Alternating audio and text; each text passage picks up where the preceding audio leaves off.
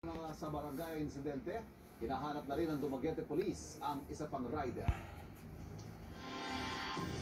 Matapos sa Visayas at Mindanao, bibiyahe na sa Metro Manila ang mga Close the light. na may libreng sakay. Hindi ko nakikita. Ang mga ruta terminal Ha? nito dahil Kain sa daw, mga tas alis na raw tayo. bus app. May naliligo pa eh. Valenzuela, nakatutok live.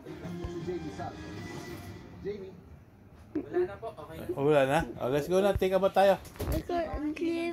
Ngayong Sabado kasabay ng kaarawan ni Pangulong Bongbong Marcos ang Mabawasan ng traffic, mabawasan ng pollution dahil na electric at malaking tulong po ito para sa ating sitwasyon dito sa Metro Manila na kung minsan napakatagal magantay. But you can Napakabigat ng traffic.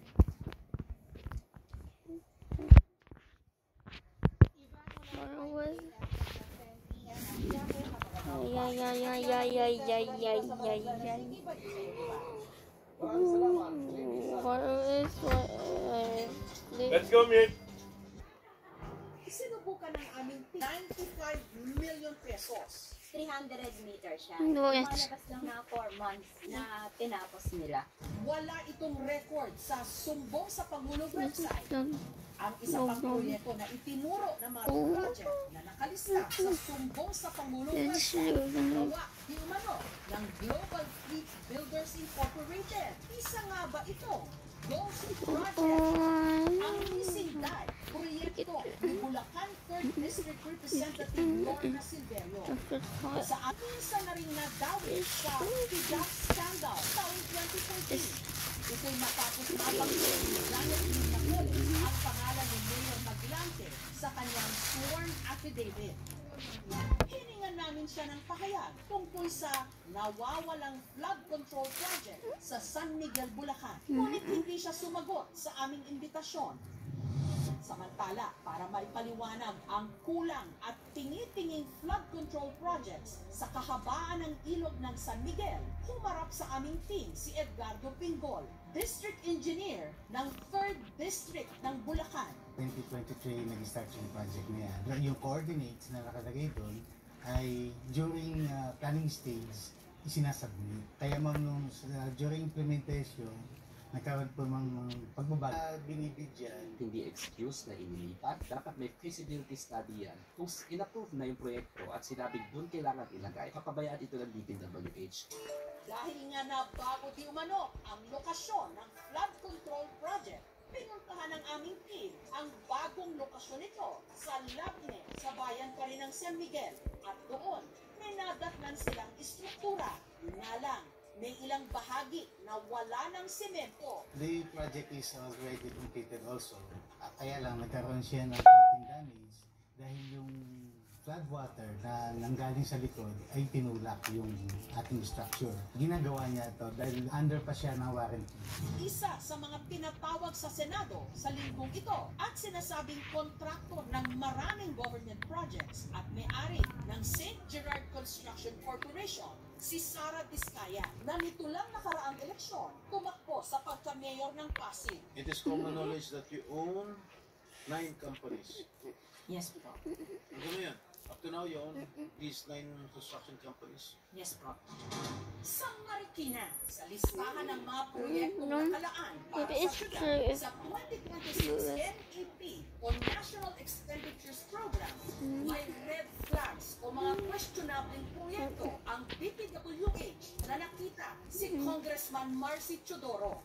Hindi raw malinaw sa kanya kung paano plinano ang mga ito, lalo na ang napakalaking mga pondong nakalaan para sa mga ito. Upang ang mga proyekto na na-identify at pinatutupad ng DPWH ay walang kaukulang konsultasyon sa Regional Development Council, sa MMDA, at lalo na sa implementation. Kaya nga, napapansitilapit ang mga project sa doble-doble at kadalasan kung drainage system ito, hindi na idudugtong sa tamang drainage outfall. Kaya tayo binabaha. Hindi magko-coordinate yung mga ahensya, hindi nagko-coordinate yung mga drainage. Correct. Matagal ng problema ng mga tiga-Marikina sa Intra at Antipolo ang tila buhol-buhol o magkakasalungat na drainage system sa kanilang mga lugar. Kaya rin bumabaha kapag malakas ang ulan. dapat talaga nasusunod yung tamang proseso. Halimbawa dito sa Marikina, kadugtong nitong Calanti Creek, yung sumulong bypass drainage namin. Na ngayon, inuulit ng MMDA yung construction ng drainage na ginawa ng DPWH dahil mali yung kanilang elevation. Mas mababa yung itong sapa doon sa lalabasan na drainage system. Ano nagkakagano?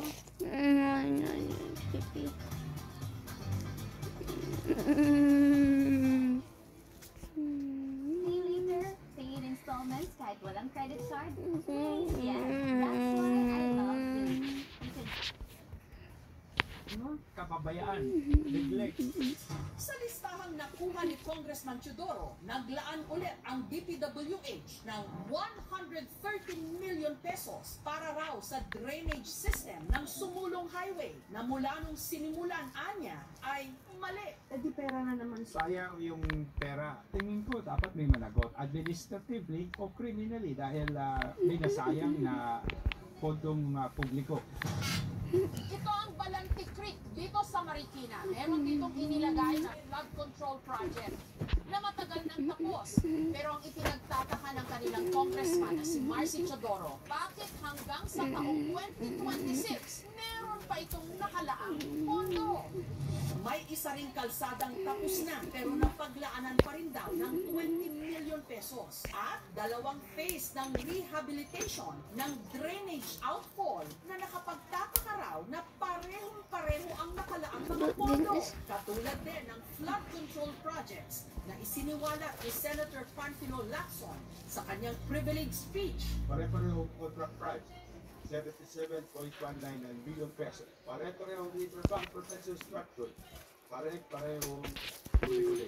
Pero still those projects. Paano mo sasabihin na continuing project kung eksakto yung halaga? Eh di dapat kung meron talagang feasibility study, meron talaga na detailed engineering, may project cost na tama, eh hindi buong halaga yung makikita mo. Kaya red flag na. Ang kinakabahala ko lang dito, binabantayan natin mabuti yung mga insertion pagdating sa BICAM o doon sa manggagaling sa small committee at dapat very transparent at may accountability. Systemic ang inefficiency. Walang proper data, walang proper planning. Mas focus ka dun sa corrupt practices. How do you even make sense of that, Congressman? Merong mga proyekto na hindi magawa dahil walang pondo, pero merong mga proyekto katulad nito, doble-doble yung mga pondong inilagay. Ang point ko, iba dapat kung kanino gusto ito yung project, siya yung nag-request, diba? Ang point ko is, District Congressman, ang requestor.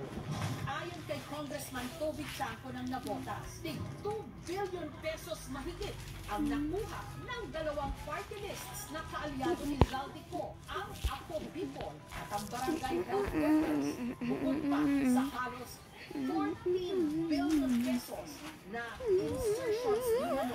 Dapat ipaliwanag niya, bakit una-una, bakit siya may discretion over this amount of money? Kaya yung 13 billion na yan, siya ang requester. Ito pa, yung dalawang party list associated to him, Ako Bicol, 2.295 billion, at saka yung DHW, nasa kamangkin nito, 2 billion 64 million. So yan naman yung isang question, di ba? So total 17 billion. Almost 18 billion. Pero ang anong question is, yung mga party list, alam ko pinagbibigyan sila ng allocation. Pero maliit lang. Kung di ako nagkakamali, hindi ko alam.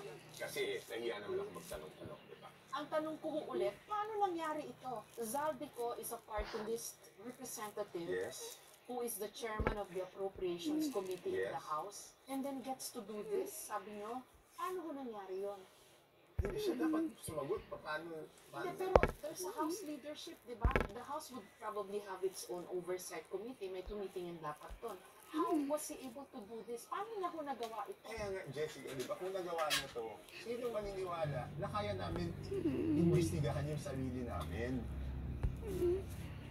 Kasi sino maniniwala? Tapos ayaw niya ipatawag. Sino maniniwala dun sa investigasyon na yun?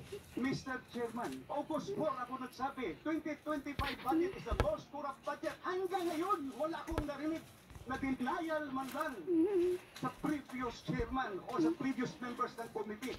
Sa hearing ng Kongreso nung Martes, Ipinanukala ni Congressman Edgar Erice at Congressman Isidro Ungab na ipatawag si Congressman Ko para magpaliwanag pero may mga kumontra.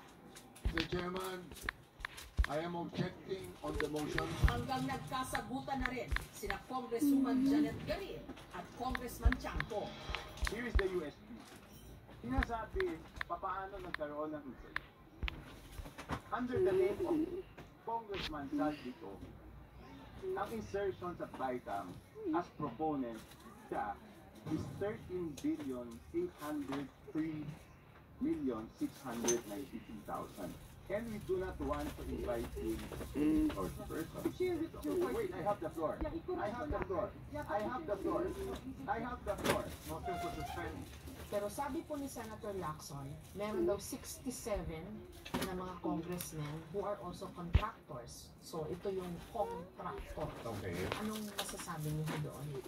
Ang nadidinig ko na meron, di ba yun nga yung sinasabi nating delikadesa, di ba? Dapat, lumayo na tayo. Again, paano maniniwala yung mga tao na magiging fair ang investigasyon kung meron nga 67 na contractors doon sa Congress? Ang hindi ko maintindihan, hindi ko alam kung di ba na nararamdaman ng galit na yung mga tao sa Congressman na ang pangit na ng image ng Kongreso. Hindi ba namin nararamdaman ko? Hindi ko alam bakit sinasakripisyo yung imahe